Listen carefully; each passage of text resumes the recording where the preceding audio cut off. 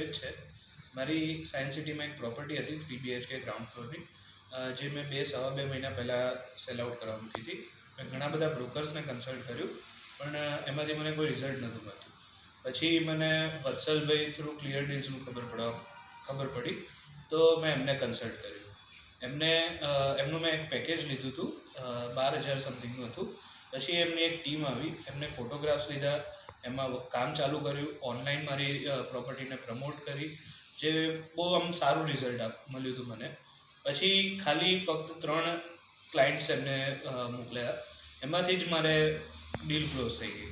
મારી ticket size બી મોટી હતી પ્રોપર્ટીની.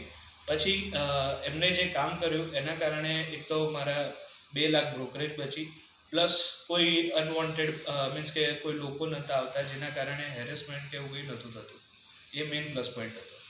ને બધું જ એક સિસ્ટમેટિક રીતે કામ થતું હતું, જેના કારણે હું સજેસ્ટ કરીશ કે બધાએ ક્લિયર ડીલ્સમાં જવું જોઈએ. Thank you.